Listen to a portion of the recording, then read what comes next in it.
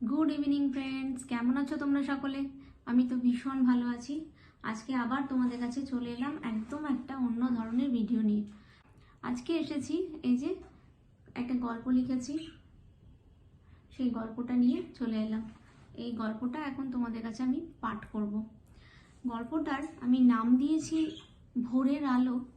চলো শুরু করা যাক।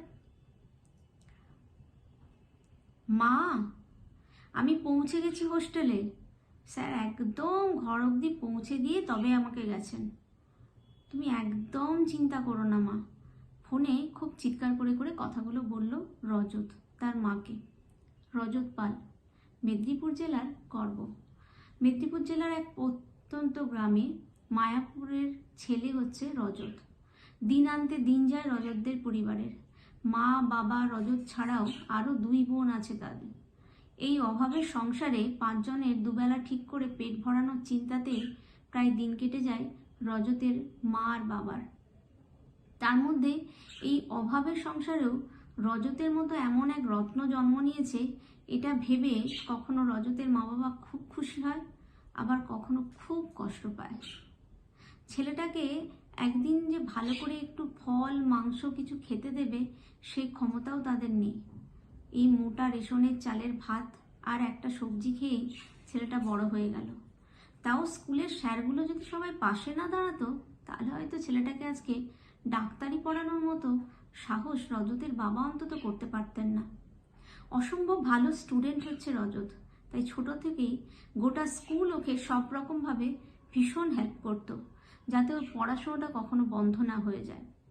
ডাক্তারি পড়বে এমন ইচ্ছে যখন জানিয়েছিল রজত তার বাবা মাকে, এক কথায় তারা না বলে দিয়েছিলেন। কারণ ইচ্ছে থাকলেও তাদের কোনো উপায় ছিল না। যে ছেলেকে তারা সাহস দেবে, ভরসা দেবে যে ডাক্তারি তারা পড়াতে পারবে। কিন্তু মার মন, রজতের মায়ের মন কিছুতেই সায় দিচ্ছিল না এই ব্যাপারটায়। তাই সে একদিন রজতের বাবাকে না জানিয়ে স্কুলে গিয়ে হাজির হয়ে যায় হেড স্যারের সাথে কথা বলার জন্য, এবং পুরো ব্যাপারটা হেড স্যারকে খুলে বলে। সব কিছু জানার সাথে সাথে হেড স্যার এত খুশি হন যে সঙ্গে সঙ্গে রজতকে ক্লাস থেকে ডেকে এনে পিঠ চাপড়ে বলেন, তুই শুধু মন দিয়ে পড়াশোনাটা কর, আমরা আছি তোর পাশে, তুই হচ্ছিস আমাদের গ্রামের গর্ব। তুই মাধ্যমিকে এমন রেজাল্ট করেছিস যা আমাদের স্কুল গোটা ডিস্ট্রিক্টের মধ্যে একটা পরিচিতি পেয়েছে। তুই আমাদের জেলার গর্ব, শুধু গ্রামের নয়। তুই ডাক্তারি পড়বি, আমরা তোর সাথে আছি।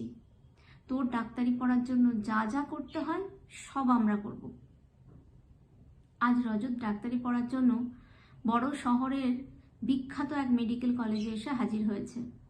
স্কুলের এক স্যার এসেছিলেন তার সাথে। রজত তো সব কিছু চেনে না শহরের, তাই তিনি রজতের সাথে এসে রজতের হোস্টেল রুমে সমস্ত কিছু গুছিয়ে রেখে বেরিয়ে যাবার পরেই রজত তার মার সাথে ফোনে কথা বলছিল। খুব জোরে জোরে কথা বলছিল। আর ঠিক তখনই এক সিনিয়র এসে ফোনটা হাত থেকে কেড়ে নিয়ে বলে, কি হে চাঁদু, তুমি কি ভেবেছো এটা তোমার বাড়ির বেডরুম যে এত জোরে জোরে কথা বলছো? এটা হোস্টেল, ভুলে গেছো?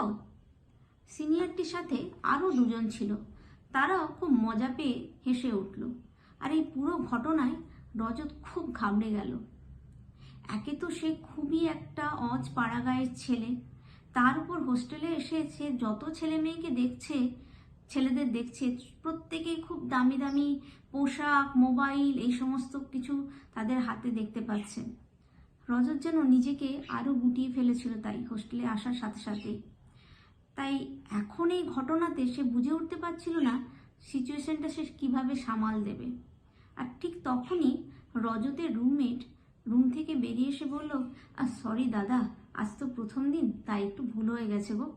ওর তো গ্রামে বাড়ি, তাই ফোনে না সবসময় নেটওয়ার্ক পাওয়া যায় না, তাই জন্য ও একটু জোরে জোরে কথা বলছিল ওর মায়ের সাথে। আজকের দিনটা ছেড়ে দাও প্লিজ। এ তুই কে হে? হ্যাঁ, তোকে কিছু জিজ্ঞেস করেছি যে তুই সালিসি করতে চলে এসেছিস? আজ প্রথম দিন বলে তোকে ছেড়ে দিচ্ছি। ভবিষ্যতে যদি দেখি কখনো আগ বাড়িয়ে বেশি কথা বলেছিস তো দেখবি তোর কি করি। এই বলে তারা রজতের পিঠে হাত দিয়ে বলল, আজ সময় নেই বস, তবে ভাবছি সবার প্রথম তোমার ক্লাসটাই শুরু করতে হবে। আর চলি, খুব শিগগিরই দেখা হচ্ছে তোমার সাথে। রজত তো পুরো হতভম্ব হয়ে বুঝতেও পারছে না কি হচ্ছে, পরেই বা তার সাথে কি হবে সেটাও সে বুঝতে পারছে না। কিসের ক্লাস, কি হতে চলেছে? বন্ধু সৌমিক বলল, চল চল, এত ভাবিস না, সব কিছু আমাদেরকে শক্ত হাতে সামলাতে হবে, বুঝেছিস? ভেঙে পড়লে চলবে না, তাহলে ওরা আরও মাথায় উঠবে। কদিন হোস্টেলে থেকে এই রজত বুঝেতে যে এই সিনিয়র দাদাদের ক্লাস অ্যাকচুয়ালি কী। ওরা ফার্স্ট ইয়ারের ছেলেদেরকে যেভাবে টর্চার করে সেটা সে রোজ দেখতে পাচ্ছে, আর একদিন তাকে নিজেকেও এই টর্চারের ভাগিদার হতে হয়েছে। এবং তার পরের দিনই সে ভেবেছিল না, তার পক্ষে বোধহয় সম্ভব নয় এই হোস্টেলে থেকে পড়াশোনাটা কন্টিনিউ করার। কিন্তু আবার সেই বন্ধু এসে পাশে দাঁড়ালো। সে তাকে বোঝালো, কটা মাত্র মাসের ব্যাপার, এসব আস্তে আস্তে সব থেমে যাবে। এই সামান্য একটা জিনিসকে এতটা প্রশ্রয় দিবি যে তোর ডাক্তারি পড়াটাই হবে না? এত বড় একটা কলেজে তুই পড়তে আসার সুযোগ পেয়েছিস নিজের বুদ্ধির জোরে, তোর স্যারেরা সবাই তোর পাশে আছে তোর সমস্ত কিছুতে তোকে হেল্প করার জন্য, তারপরে সামান্য এই সিনিয়রদের টর্চারের জন্য পড়াশোনাটা ছেড়ে দিয়ে চলে যাবি? তোর বাবা মা তোর উপর ভরসা করে আছে, তোর মনে নেই? তুই কবে ডাক্তার হয়ে গ্রামে ফিরবি এই আশাতে তারা সবাই অপেক্ষা করছে। তাই মনকে শক্ত কর, যুদ্ধ করতে হবে, মন না শক্ত করলে চলে?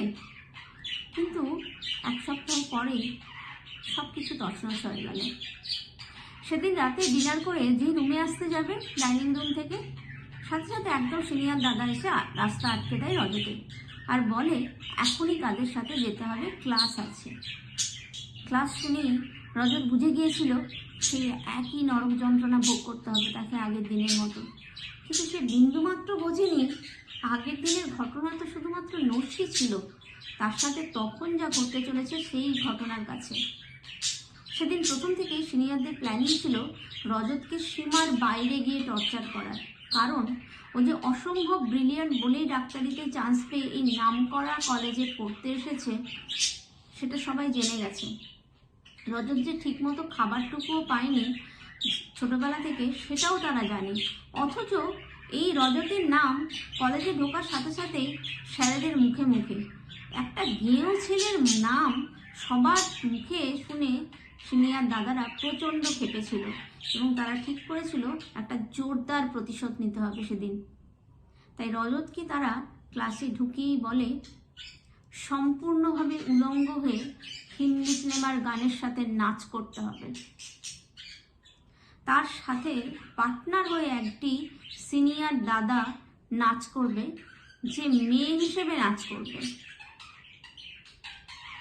রজত বুঝতে পারেনি যে ওরা এতটা নোংরামি করতে পারে।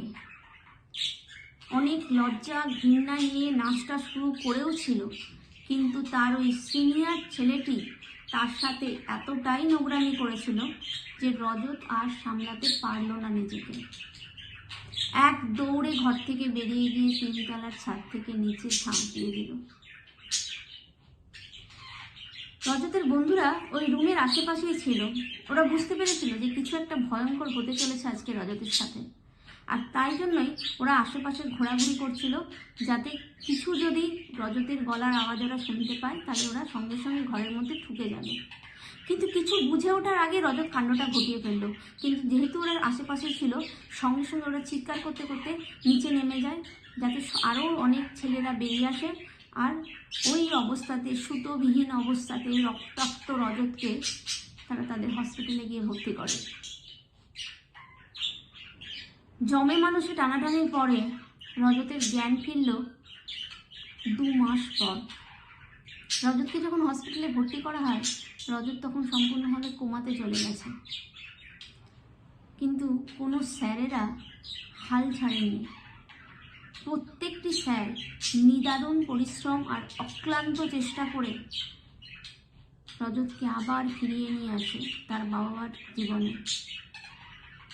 আজ প্রায় 3 মাস পর হসপিটাল থেকে ডিসচার্জ হয়ে হুইল চেয়ারে বসে বাড়ি যাবার আগে সে বাবা মাকে জানায় সে একবার জেলে যেতে চায় ওই সিনিয়রদের সাথে দেখা করার জন্য।